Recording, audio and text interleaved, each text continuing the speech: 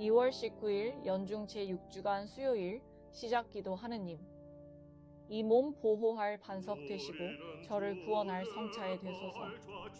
당신은 저의 바위, 저의 성체이시니 당신 이름 위하여 저를 이끌어 주소서. 본기도 하느님, 바르고 진실한 마음 안에 머무르시겠다고 하셨으니 저희에게 풍성한 은총을 내리시어 하느님의 마땅한 거처가 되게 하소서. 성부와 성령과 함께 천주로서 영원히 살아계시며 다스리시는 성자 우리 주 예수 그리스도를 통하여 비나이다.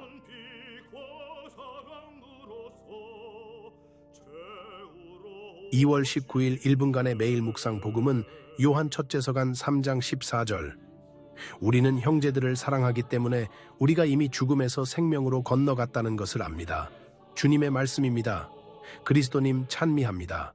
묵상 이웃에 대한 사랑은 주님 안에서 새 생명을 시작한다는 표지입니다. 주님을 자신의 영혼 안에 항상 모시고 사랑하는 사람은 자신의 사랑을 이웃에게 확산시켜 나아갑니다. 이웃에게 아무런 관심도 갖고 있지 않은 사람은 주님의 새 생명을 간직할 수 없으며 이미 갖고 있는 생명도 잃어버리고 맙니다. 기도 모든 창조물의 아버지여, 저에게 당신 자녀로서의 마음을 간직하게 해 주소서. 사랑과 동정으로서 저의 형제자매들과 함께 울고 웃게 하소서. 우리 주 예수 그리스도의 이름으로 비나이다. 아멘.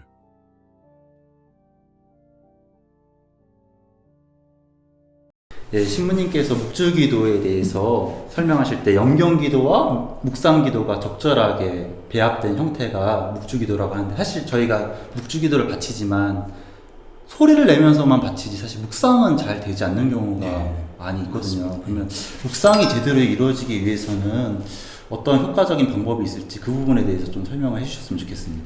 묵상을 하는 저희 주제들이 바로 예수님의 일생이거든요. 예. 그래서 환희부터 시작해서 영광까지 가는 거, 또 그 예수님의 어떻게 보면 탄생부터 공생활이 이제 나중에 빛의 신비로 들어왔지만 탄생부터 순환과 죽음과 부활까지, 그러한 것을 저희들이 이렇게 생각해 보면 좋을 것 같아요. 성모님의 시선으로 우리가 기도하고 있다. 그래서 우리 환희의 신비 1단을 보면 환희의 신비 제1단 마리아께서 예수님을 잉태하심을 묵상합시다잖아요. 영광의 신비 5단은 예수님께서 마리아께 천상 모회관을 씌우심을 묵상합시다. 마리아로 시작해서 마리아로 끝나요. 그건 무엇이냐면 예수님의 탄생부터 공생활, 죽음, 부활까지 유일한 목격자가 누구시냐? 성모님이시다. 그러니까 우리가 묵주기도 바친다는 것은 성모님의 시선을 따라가는 것입니다. 그리고 더 깊이 있게 들어가자면 정말 그리스도에 대한 일상을 묵상할 때 성모님이 옆에서 늘 당신의 아드님을 바라보시면서 기도하신 것처럼 그 숨결을 함께 느끼면서 기도해 나가는 것. 그런 게 더 됐을 때 이미 성인 성녀들께서는 그러한 것들을 묵상하시면서 하신 분들이거든요. 자연스럽게 우리는 성모님께서 앞서시고 성인 성녀들과 함께 그 기도를 하게 되는 것이에요. 그러한 것들이 저희들이 사회생활하면서 혹은 또 교회 안에서 또 가정 안에서 자신의 자리에서 또 자신의 직분에 맞게끔 또 그러한 지향을 두고 기도하신다면 훨씬 저희들이 기도하는 것이 무엇인지를 좀 더 손에 좀 잡히게 좀 할 수 있지 않나 생각이 들거든요. 그리고 이런 기도들이 좀 되었을 때 저희들이 묵주기도 바쳤을 때 무엇을 해야 할지 뭘 기도해야 할지 모르겠다. 사실 이미 묵주기도는 형식도 있고 내용도 다 정해져 있으니까 그걸 따라서 하시면 되거든요. 그걸 하면서 지금 설명을 해드린다는 것이나 혹은 여러분 각자가 또 거기에 맞게끔 자신이 스스로 묵주기도에 대한 묵상을 해나가시면 굉장히 도움이 될 것 같아요. 지금 신부님께서 설명해 주신 것처럼 이제 전통적으로 묵주기도는 환희, 고통, 영광의 신비, 그리고 이제 나중에 빛의 신비 들어왔고, 그래서 그 각 신비에 대한 특징들, 그리고 묵상하는 방법들, 뭐 이런 것들을 좀 같이 설명해 주시면 좋을 것 같고, 이어서 이게 사실은 묵주기도는 반복이잖아요. 계속 되풀이되는 반복인데 그런 특별한 이유, 그리고 어떤 생각, 저희가 어떤 묵상들을 하면서 반복해야 되는지 같이 설명해 주시면 훨씬 더 이해가 좀 빠를 것 같아요. 지금 저희들 빛의 신비가 들어왔어요. 전에는 세 개의 신비, 말씀하신 대로 환희의 신비, 고통의 신비, 영광의 신비, 전통적인 신비 묵상이었어요. 전통적인 신비 묵상에다가 2002년도 10월 16일 바로 이 책이죠. 이 교서에 처음으로 공생활에 대한 묵상인 빛의 신비가 추가된 것입니다. 그래서 요한 바오로 2세 교황님도 마찬가지지만 바오로 6세 교황님은 이 묵주기도 신비가 복음의 요약본, 복음의 요약이란 말을 썼거든요. 그만큼 예수님의 일생 전체를 다 완전하게 묵상하는 신비. 근데 공생활이 빠져 있었다는 것이죠. 환희에서 바로 고통으로 넘어가기 때문에. 그래서 예수님의 탄생과 예수님 죽음 사이에 공생활에 대한 신비를 넣으면서 우리가 빛의 신비라는 제목으로 추가된 것이거든요. 그래서 완전하게 이제 예수님의 일생을 묵상하게 된 것이죠. 왜 그런 빛의 신비냐? 나는 세상의 빛이다라는 요한복음 9장 5절의 말씀. 곧 빛으로 당신 자신을 드러내셨기 때문에 바로 빛의 신비라는 제목으로 우리가 묵상을 하면서 하는 것이거든요. 그러니까 이렇게 생각해 보시면 될 것 같아요. 아, 묵주기도는 단순하게 영경기도, 소리기도만 계속 반복하는 기도가 아니라 예수님의 일생을 묵상하는 묵상 주제들과 함께 이루어져야만이 완전하게 기도 형태를 이루는 것이구나. 그리고 또 그러한 것들이 정말 성모님의 시선을 따라서 우리가 기도할 수 있겠구나 라고 생각하시면서 여러분이 묵주기도를 묵상도 하시고 또 기도도 하시면 좋을 것 같아요.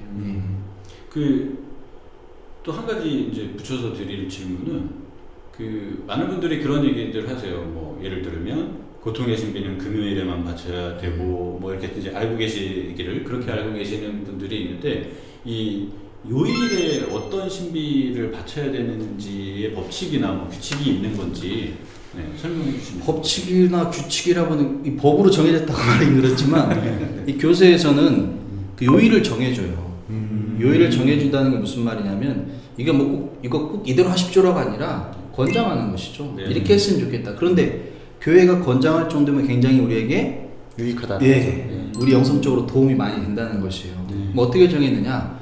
전에는 환희의 신비, 고통의 신비, 영광의 신비 세 개의 신비를 바칠 때는 월, 화, 수 환희, 고통, 영광, 목, 금, 토 환희, 고통, 영광. 그리고 주일날은 저희들이 영광의 신비를 바치거나 혹은 전래 시계에 맞춰서 우리들이 그 주일날 신비를 선택해서 기도했단 말이에요. 근데 이제 빛의 신비가 들어오니까 이게 두 번 반복이 안 돼요. 그렇죠.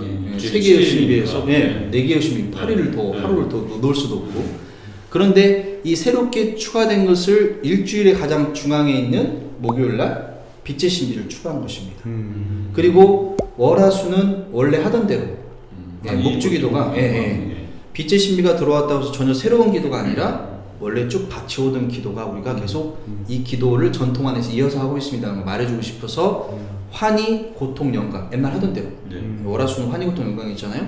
그렇게 하고 나서 사실 우리가 생각해보면 좀 쉽게 생각해보면 목요일부터 주일까지 그냥 좀 넣다고 보면 추가된 빛의 신비 때문에 환희, 빛, 고통, 영광 이런 식으로 할 것 같은데 목요일날은 빛의 신비, 금요일날은 고통의 신비, 토요일날은 환희의 신비, 주일날은 영광의 신비를 바치도록 해요. 마치도 신부님이 전례식에 맞춰서 제 색깔 바꿔 입잖아요. 같은 옷을 입는 게 아니잖아요. 뭐 무슨 패션쇼 하려고 바꿔 입는 거 아니잖아요. 늘 그런데 전례식의 의미를 드러내기 위해서 이 전례적인 색깔에 맞춰서 전례복을 입는 것처럼 묵주기도도 요일에다가 영적인 색깔을 부여했다고 말합니다.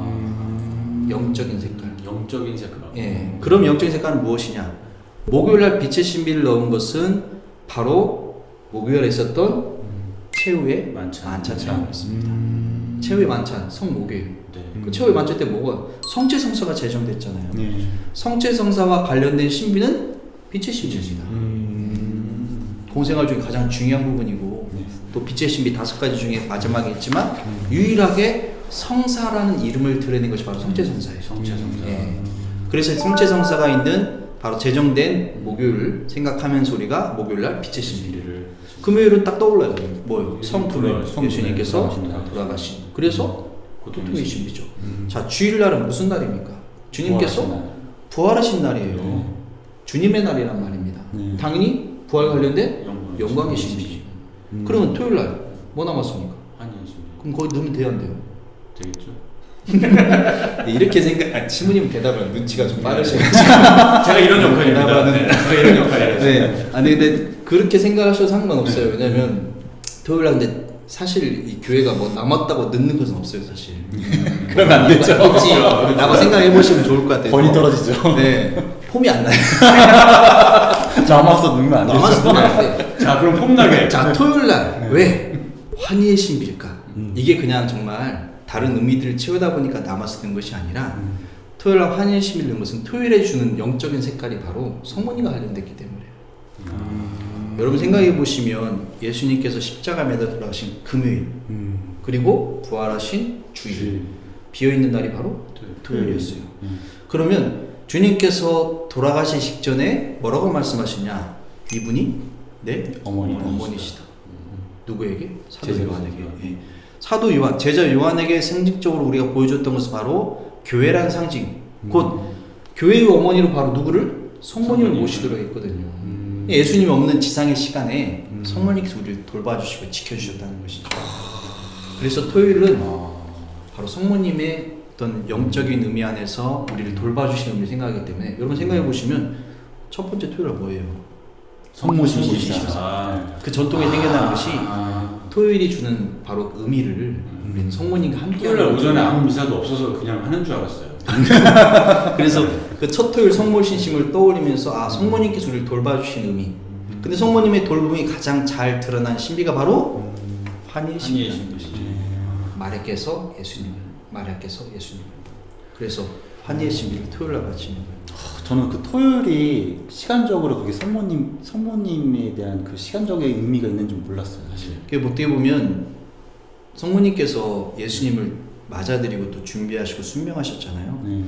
여기 보면 이 주일이 있는 주님의 부활을 준비하신 분이 바로 성모님이시기 때문에 그 부활을 준비한 역할을 또 성모님께서 해주셨다는 걸 생각하시면서 여러분들이 항상 예비하시고 기다려주시고 또 순명하시는 어머니 역할을 그 안에 잘 드러내고 있어요. 지금 이 내용을 정말 여러 번 반복해서 들으셔서 잘 이해하시고 묵주기도를 바치시면 아마 더 도움이 많이 되실 것 같습니다. 의미 있게 보낼 것 같아요. 여기서 꿀팁 하나만 더. 네. 어차피 지금 그런 거 설명하는 네. 거잖아요. 그럼요. 네. 그래서 이 요일을 이렇게 정해져 있기 때문에 그러면 그 요일에는 그것만 바치합니까? 그런 분도 있더라고요. 그렇죠. 네. 그리고 어떤 분은 이게 다 귀찮아. 당신이 이 요일을 떠올리는 것도 어렵고 막 생각하는 것도 어렵기 때문에 네네. 맨날 자기 하고 싶은 대로 하시는 분도 있어요. 예. 네. 물론 20단 바친다 생각하시면 맨날 환희의 신부터 시작을 하시는 분이 계세요. 내가 힘들면 고통의 신비하고. 근데 본인이 그냥 생각하고 있지만 아 나는 무조건 20단 바치니까 무조건 환희의 신부터 시작을 해야지 예. 하면서 시작을 하시면 아까도 말씀하셨지만 이 기도를 하면 본인의 분심도 있지만 기도를 방해하는 것도 많이 있어요. 갑자기 전화가 온다든지 네, 네. 누가 찾아온다든지 또 어디를 가야 한다든지 또 그런 상황이 생기면 이 일주일 내내 환희의 신비만 하시는 분도 계세요. 환희만 하면 또 누가 와. 그래서 저는 지금 요일을 제가 설명을 드렸잖아요. 이건 꼭 이렇게 하라는 것은 아니고 교회가 이렇게 말해줄 정도면 굉장히 우리의 기도에 도움이 되겠구나. 왜? 그 요일을 맞춰서 하게 되면 그날의 신비 안에 살게 되는 것이에요. 그래서 제가 말씀드리는 것은 5단을 바치든 10단을 바치든 20단을 바치든 한 단만 바치다 끝내든 그날은 그날의 신비부터 시작하십시오. 시작을 네. 그날의 만약에 오늘이 목요일이다 그러면 빛의 신비부터 하라는 거예요. 그럼 빛의 신비부터 하면서 오늘 목요일이지. 예수님께서 성체성사를 제정하신 빛의 신비를 묵상해야겠다. 뭐 이렇게 제가 멘트로 이렇게 날렸지만 그냥 딱 머릿속에 탁 떠오르시면서 연결시키면서 목요일날 빛의 신비부터. 그럼 5단을 바친 10단, 20단은 상관없어요. 그냥 쭉 가시면 됩니다. 근데 그날은 그날의 신비부터 시작하기 때문에 하루를 바로 그날의 신비 안에서 묵상하면서 살 수 있게 되는 것이에요. 일종의 전례력처럼 좀 지켜줬으면 맞습니다. 좋겠다고 예. 이렇게 했으면 좋겠다는 예. 거죠. 예. 모르면 모르겠지만 이제 알았으니까 네, 이제 아셨으니까 네. 그렇게 맞춰서 하시면 좋을 것 같아요. 예. 지금 신부님께서 말씀해 주신 것처럼 그날의 신비를 묵상하는 묵주기도를 바치시면 아마 더 좋은, 더 의미 있는 시간이 되지 않을까 생각합니다. 정말 하루를 성화시키게 되는 것이죠. 네. 채널 구독